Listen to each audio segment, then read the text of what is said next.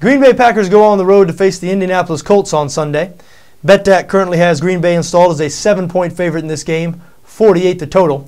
Packers have been a little disappointing so far this season, only 2-2 overall. This is the same team that was 15-1 in the regular season last year. Only 1-3 against the numbers, so they've been a bad team to back, definitely overvalued in these first 4 weeks.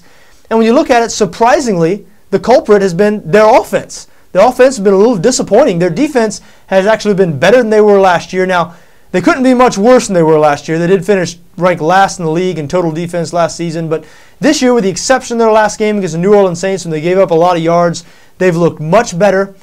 The offense, a little disappointing, and really don't know what's wrong. Obviously, it's not a situation where the offense is broken. They haven't been awful by any means. They don't need some sort of, facelift or big overhaul.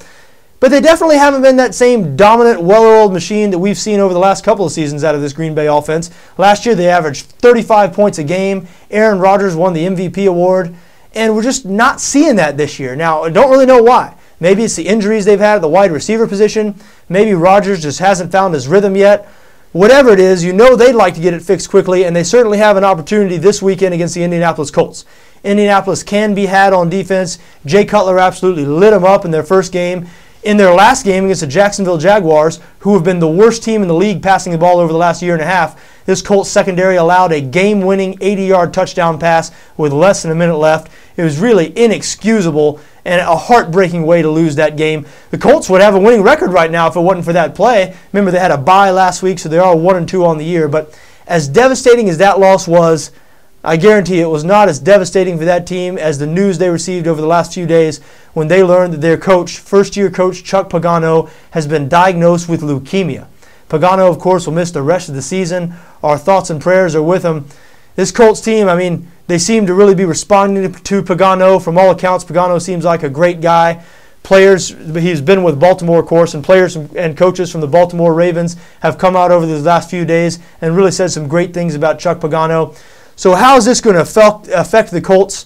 I don't know, and I don't think anybody knows. It's hard to tell, and quite frankly, that's going to keep me a long way from this game. I will not be getting involved in this game. Green Bay is a 7-point favorite.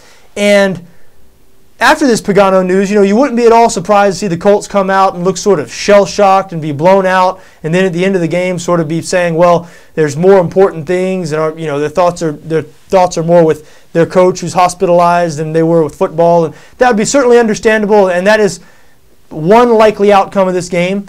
Another outcome that I wouldn't be totally shocked in seeing either is the Colts rallying around this news, this tragic news, and you can almost visualize, a teary locker room scene after the game where they ceremonially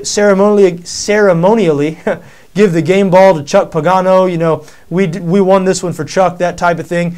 That could happen. We've seen teams in professional sports react both ways to tragic news like this, and we don't know which way the Colts are going to react, and that's why I'm staying far away from this game.